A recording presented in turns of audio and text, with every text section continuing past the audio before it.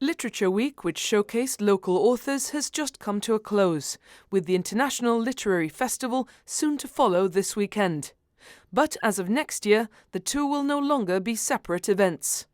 The separation happened during COVID. The year that the Literary Festival got cancelled, Culture took on some online programming, and they started Literature Week so that we kind of continued with having some type of event, celebrating our local literature and international literature.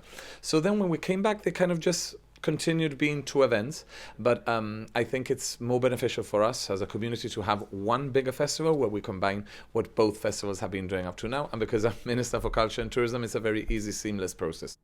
The event will remain under the Ministry of Tourism, with support from Culture.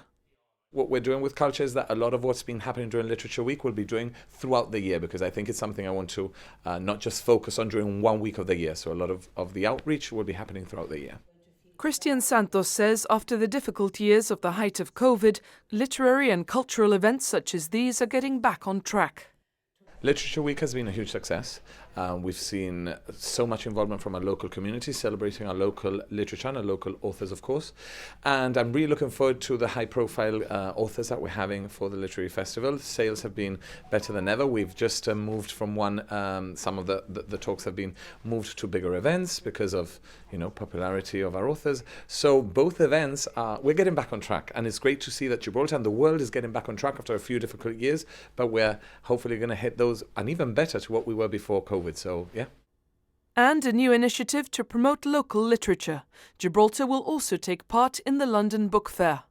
This year we had a team from the Gibraltar National Book Council, as well as our head of development from Gibraltar Cultural Services, and they felt that it would be great to have a Gibraltarian presence. And it's a great way to promote Gibraltar as a cultural entity, a location to visit, as a place where you can come and do a literature and cultural exchanges, and our presence there with local literature and local authors is something we want to promote. We want to promote who we are and our identity, and a big part of that is our cultural identity, and this is a great way to show our language, our lingo, our dialects, what Llanito is, and what our culture in Gibraltar is like.